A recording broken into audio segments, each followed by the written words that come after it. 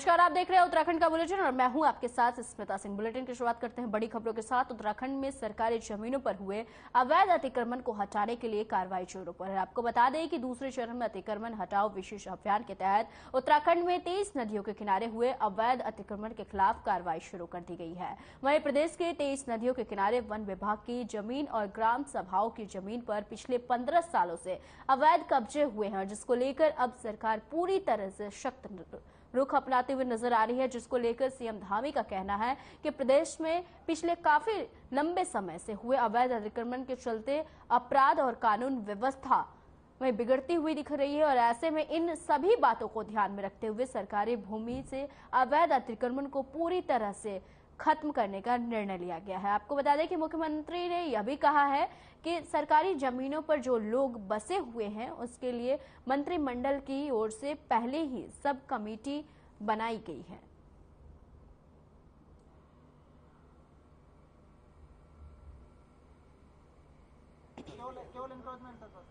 पिछले जो सालों में लगातार ये वन भूमि है, सरकारी ज़मीनें हैं, जिन पर भी जो कब्जे हुए हैं उन कब्जों को जो विधिक रूप से जो कब्जों की श्रेणी में आता है, जिसके कारण से यहाँ का डेमोग्राफिक चेंज भी हुआ है और भी तमाम तरह की दिक्कतें, अपराध, कानून व्यवस्था की स्थिति लगातार उसको बिगड़ने की स्थिति आती है। उसको देखते हुए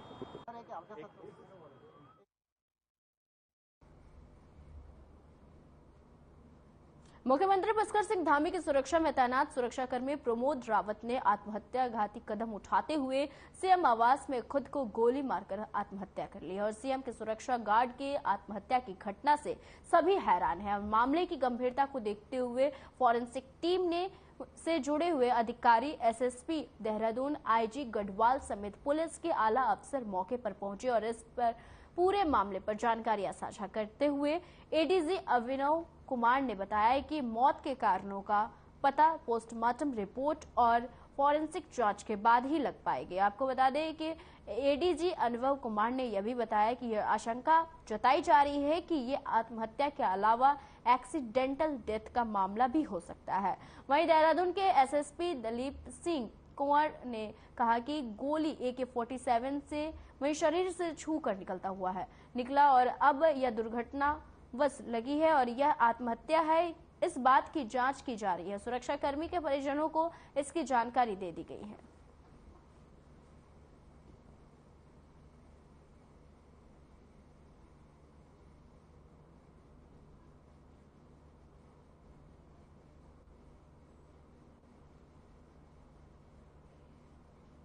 देहरादून के चक्राता क्षेत्र का जल्द ही नया स्वरूप देखने को मिलेगा और चक्राता क्षेत्र टूरिस्ट की पहली पसंद है और टाउनशिप महायोजना का मास्टर प्लान तैयार करने के लिए 2 करोड़ रुपए स्वीकृत किए हैं। धामी कैबिनेट की मंजूरी मिलने में से वहीं नवीन चक्राता टाउनशिप को बसाए जाने का रास्ता साफ होता हुआ वहीं चक्राता से बीजेपी नेता रामशरण नौटियाल ने सीएम धामी का आभार जताया है। उन्होंने यह भी बताया है कि वह वहीं कई सालों से चक्राता को टाउनशिप दिलाए जाने की मांग को लेकर प्रयासरत है और आखिरकार सीएम धामी ने अपनी घोषणा पर मुहर लगाते हुए चक्राता की जनता को सौगात दी है।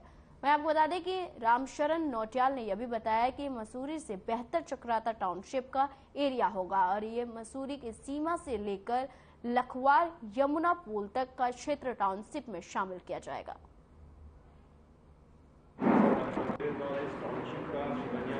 विकास की दृष्टि से बहुत महत्वपूर्ण है। स्थानीय लोगों को, बच्चों को, नवयुवक जो बेरोजगार हैं उनको स्वरोजगार मिलेगा। जो उद्यमी हैं वो उनको पहले जगह खरीदना कितना महंगा होता है, उनको जगह उनके पास में वो उस पर अपना कुछ करें और साथ में वहाँ के जो लोकल प्रोड्यूस हैं, वहाँ की खेती है, दूध है, सब्जी है, वो सब वहीं पर जो है खपत होगी। लगभग 25 साल हुए।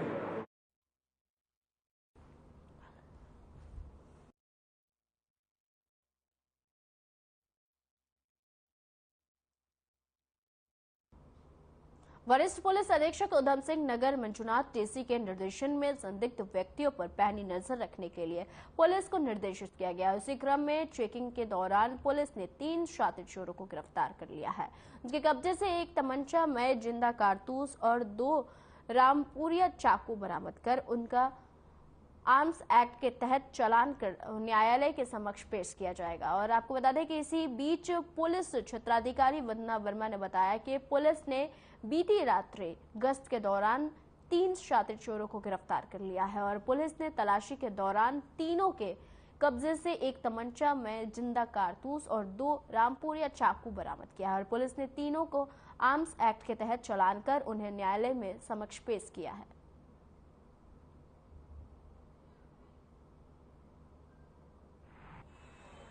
लगातार क्षेत्र में सघन सत्यापन और चेकिंग अभियान चलाया जा रहा है। इसी के क्रम में ये चौकी इंचार्ज एसआई नवीन बुधानी चौकी कटोराताल, इनको अपनी टीम के साथ कल चेकिंग के दौरान 3 संदिग्ध युवक मिले, जिनकी तलाशी लेने पर उनके पास से एक 315 बोर का तमंचा और जिंदा कारतूस और 2 अन्य युवकों के पास से रामपुरी चाकू बरामद हुए।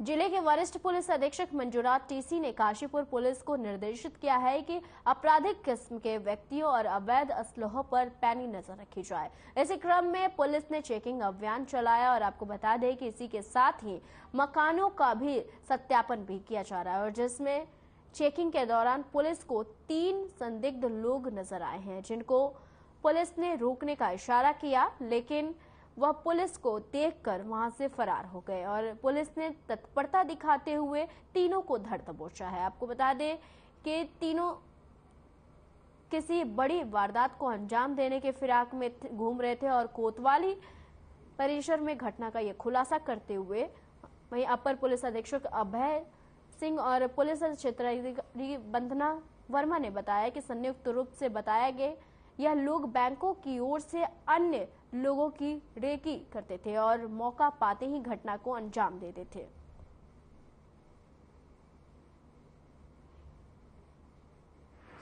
लेकिन चूंकि सूचना मिल रही थी कि एक स्कॉर्पियो और एक पजेरो लगातार क्षेत्र में मूवमेंट कर रहे हैं और जो कि संदिग्ध भी है, तो आज हमारी चौकी प्रभारी प्रतापपुर कम्बोज को एक संदिग्ध स्कॉर्पियो और ये पजेरो एक साथ मिले थे।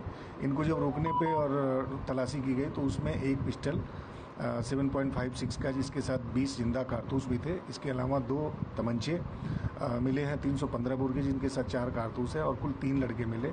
इनके नाम क्रमशः हरमन सिंह कलेर और तरन और मनीष है।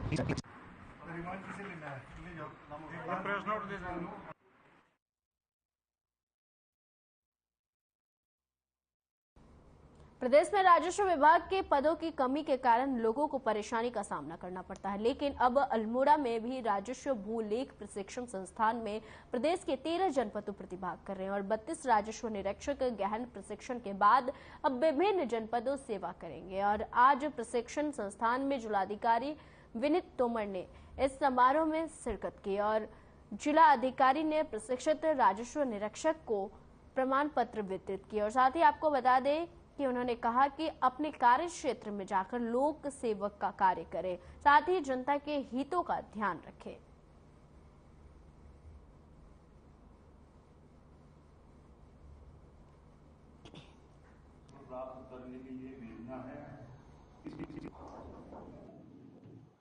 सैद्धांतिक कार्यक्रम होता है, जो प्रशिक्षण कार्यक्रम होता है हमारे पटवारियों का, इसमें 32 पार्टिसिपेंट ने पार्टिसिपेट किया था। ये 9 महीने का कार्यक्रम था। एग्जीक्यूटिव डायरेक्टर ने बताया था कि आज इनका समापन है, तो इन्होंने मुझे चीफ गेस्ट के रूप में इनवाइट किया। इन 32 लोगों ने सफलतापूर्वक अपना प्रशिक्षण प्राप्त कर लिया और ये विभिन्न जनपदों से आए हैं। अब अपने जनपदों में वापस जाएंगे व्यवहारिक प्रशिक्षण के लिए और इनको शुभकामनाएं दी हैं हमने कि अपना जीवन यापन अच्छे तरीके से करें, अपने कर्तव्यों का निर्वहन करें, ईमानदारी से लोक सेवक के रूप में कार्य करें।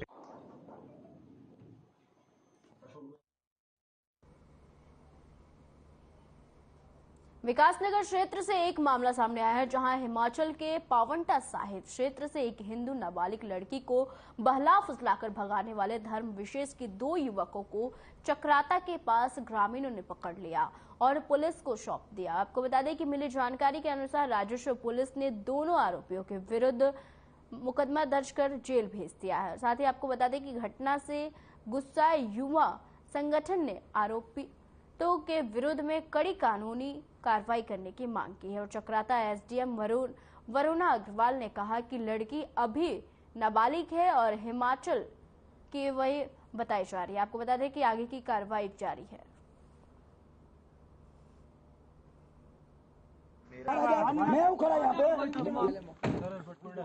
थाना चक्राता से क्योंकि गाँव वालों ने सूचित किया था कि 2 बालिग लड़के 20-22 साल की उम्र के और एक नाबालिग लड़की 15-16 साल की उम्र की चक्राता में साथ में घूम रहे थे और वो होटल में कोई कमरा लेना चाह रहे थे।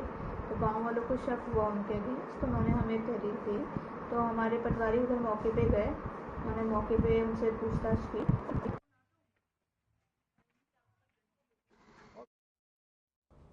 कांग्रेस महिला प्रकोष्ठ के प्रदेश अध्यक्ष ज्योति रौटेला ने वहीं कांग्रेस कार्यालय देहरादून में प्रेस वार्ता की और जिसमें दिल्ली जंतर मंतर में हुई महिला पहलवानों के साथ बर्बरता पर बातचीत की। आरोप लगाते हुए कहा कि शांतिपूर्ण ढंग से अपना प्रदर्शन कर रही महिला पहलवानों के खिलाफ तुरंत ही एफआईआर दर्ज कर दी जाती है और जबकि शोषण के आरोप लगने पर भी कोई कार्रवाई ब्रिजभूषण के खिलाफ करने से वह सरकार पीछे हट रही है और वह निरंतर ब्रिजभूषण को बचाने का काम किया जा रहा है, सरकार द्वारा काम किया जा रहा है। साथ ही आरोप लगाते हुए ब्रिजभूषण पर जमकर बरसी।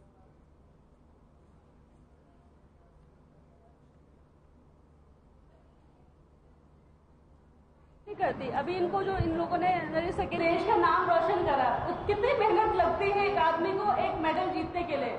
उसको सुबह जो उसकी जो दिनचर्या होती है वो कितनी मुश्किल होती है। जब वो आपके देश का नाम रोशन करते हैं, जब वो आपके देश के लिए इतनी मेहनत करते हैं और जब वो आपके देश में मेडल जीत के लाते हैं तब आप उनको सरकारी नौकरी देते हो। आप सोचिए उनकी क्या हालत होगी। एक आदमी, एक महिला या एक पुरुष, कोई भी जो मेडल जीत के ला रहा है उसके पीछे उसकी मेहनत कितनी होगी, उसकी वो चीजें कितनी बड़ी होगी जिससे वो मेडल जीत के लाया, उसकी क्या मजबूरी होगी। आज देखिए हम लोगों की जो प्रेस कॉन्फ्रेंस आज है वो पूरे देश में महिला कांग्रेस आज प्रेस कॉन्फ्रेंस तो कीजिए, इंक्वायरी।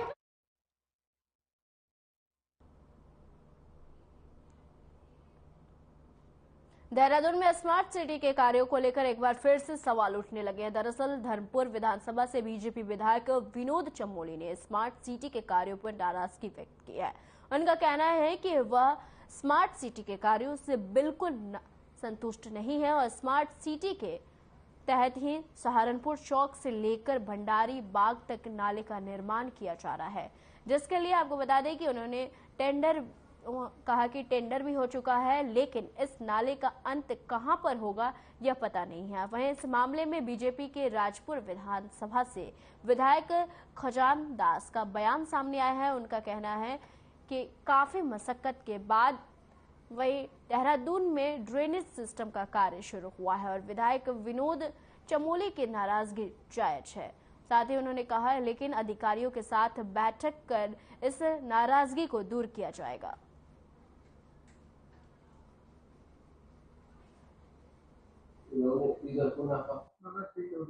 दरअसल जिस तरह स्मार्ट सिटी में काम हुआ है, आपको मालूम है मैं उससे संतुष्ट नहीं हूँ और उसी क्रम में इन्होंने अभी सहारनपुर चौक से लेके भंडारी बाग की तरफ में एक नाले का टेंडर किया है, लेकिन वो आधा अधूरा है क्योंकि उसका टेल एंड नहीं बना रहे हैं।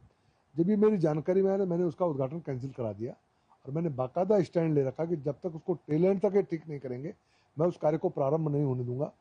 शहर में जो नाश इन्होंने मारा है मेरी विधानसभा में नहीं मार सकते, ये तय है, मैं इनको करने नहीं दूंगा। तो उस पर भी प्रस्ताव बन रहा है, जब वो प्रस्ताव बन जाएगा, अप्रूवल हो जाएगा उसका, उसके बाद ही वो नाला बन पाएगा।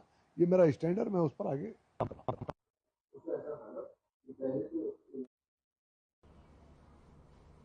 विश्व प्रसिद्ध बागेश्वर धाम में मानस खंड को लेकर अब तैयारियां तेज हो गई है, जिसको लेकर मास्टर प्लान की कवायद तेज हो गई है। वहीं जागेश्वर पहुंचे, आपको बता दें कि जियोलॉजिस्ट की टीम ने जागेश्वर में अलग अलग स्थानों पर स्लाइड टेस्टिंग कर सैंपल लेकर लैब को भेज दिया है और जिसकी एक सप्ताह में लैब रिपोर्ट आने के बाद आगे की कार्रवाई शुरू की जाएगी। आपको बता दें कि गौरतलब है कि बद्रीनाथ और केदारनाथ धाम की तर्ज पर ही वहीं जागेश्वर में भी मास्टर प्लान की कैबिनेट में मंजूरी मिली है। और आपको बता दें कि जागेश्वर का master plan CM Pushkar Singh Dhami के ड्रीम प्रोजेक्ट में शामिल है। बाकायदा आपको बता दें कि उन्होंने अहमदाबाद की INI कंसल्टेंसी इसका सर्वे भी कर चुकी है।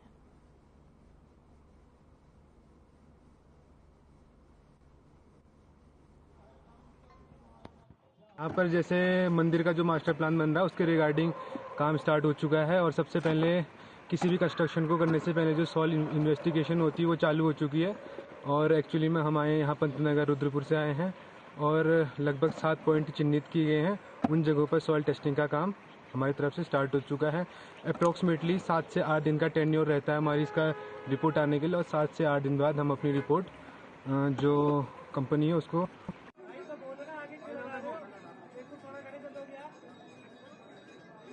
कि सीएम पुष्कर सिंह धामी की अध्यक्षता में बैठक रखी गई थी और बैठक के दौरान जागेश्वर धाम को लेकर भी बात हुई और बैठक में मंजूरी मिल चुकी है जागेश्वर धाम को लेकर। आपको बता दें कि अहमदाबाद की INI जो कंसल्टेंसी टीम भी इसकी जांच कर चुकी है। जागेश्वर धाम में मानस खंड की तैयारियां तेज कर दी गई है और साइकिल टेस्टिंग के लिए भी सैंपल भेज दिए गए हैं।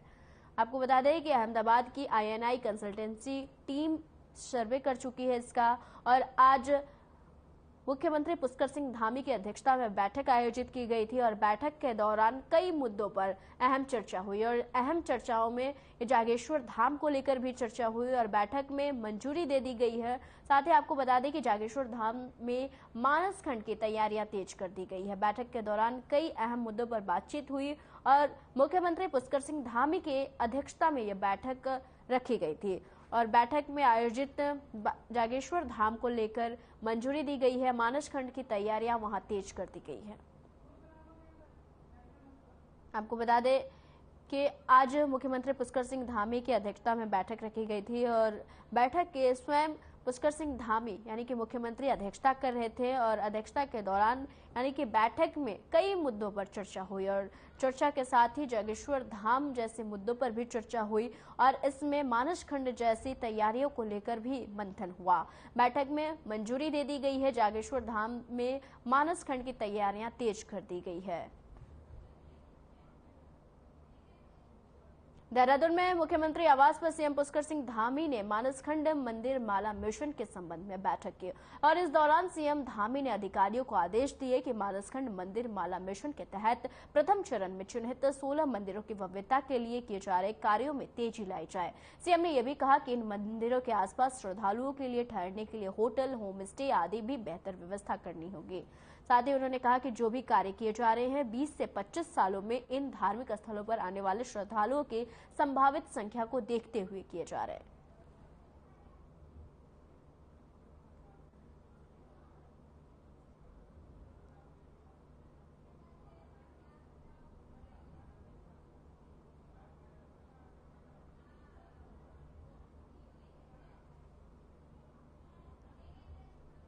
उत्तराखंड में वन भूमि पर अवैध अतिक्रमण की कार्रवाई जारी रहेगी और मुख्यमंत्री पुष्कर सिंह धामी ने कहा कि ये कार्रवाई जारी रहेगी क्योंकि पिछले वर्षों में वहीं जिस प्रकार से राज्य के भीतर जियोग्राफिकल और डेमोग्राफिकल परिवर्तन आया है जिससे बदलाव लाना जरूरी है। मुख्यमंत्री पुष्कर सिंह धामी ने यह भी कहा कि जो लोग पुराने हैं जिनके साथ ही उन्होंने कहा कि दिशा में अध्ययन कर अपनी रिपोर्ट सौंपी जाएगी।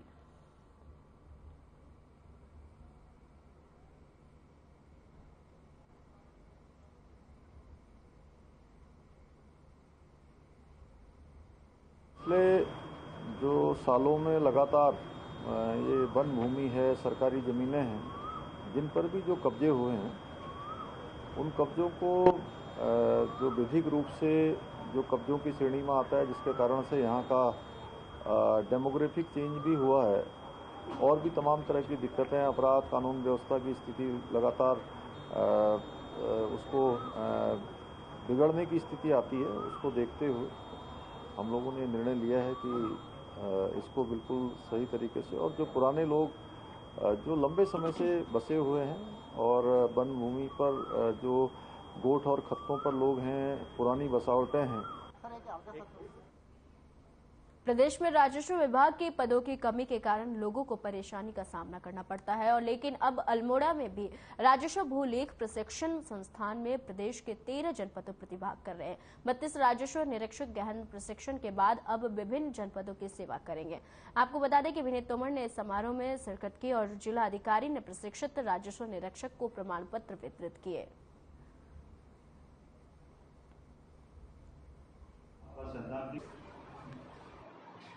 देखिए, आज जो सैद्धांतिक कार्यक्रम होता है, जो प्रशिक्षण कार्यक्रम होता है हमारे पटवारियों का, इसमें 32 पार्टिसिपेंट ने पार्टिसिपेट किया था। ये 9 महीने का कार्यक्रम था। एग्जीक्यूटिव डायरेक्टर ने बताया था कि आज इनका समापन है, तो इन्होंने मुझे चीफ गेस्ट के रूप में इनवाइट किया। इन 32 लोगों ने सफलतापूर्वक अपना प्रशिक्षण प्राप्त कर लिया और ये विभिन्न जनपदों से आए हैं। अब अपने जनपदों में वापस जाएंगे व्यवहारिक प्रशिक्षण के लिए और इनको शुभकामनाएं दी हैं हमने कि अपना जीवन यापन अच्छे तरीके से करें, अपने कर्तव्यों का निर्वहन करें, ईमानदारी से लोक सेवक के रूप में कार्य करें। अल्मोड़ा दुग्ध संघ ने मैंगो लस्सी बाजार में उतारी है और दुग्ध दिवस के अवसर पर 1 जून से लस्सी बाजार में उपलब्ध रहेगी।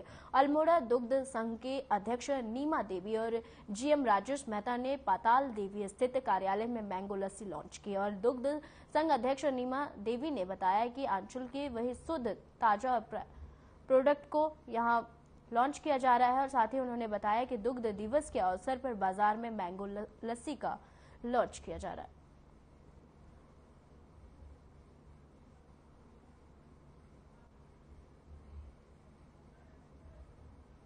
हमने मैंगो फ्लेवर वाली लस्सी लॉन्च कर रखी है। 1 तारीख से इसे मार्केट में उतारेंगे और ये मार्केट से मांग थी, लोगों की मांग थी कि लस्सी के लिए, इसलिए मुझे आशा है कि लस्सी लोगों को पसंद आएगी और इसमें दूध वालों को भी फायदा होगा और जनता को अच्छी लगेगी तो हम और ज़्यादा बनाएंगे।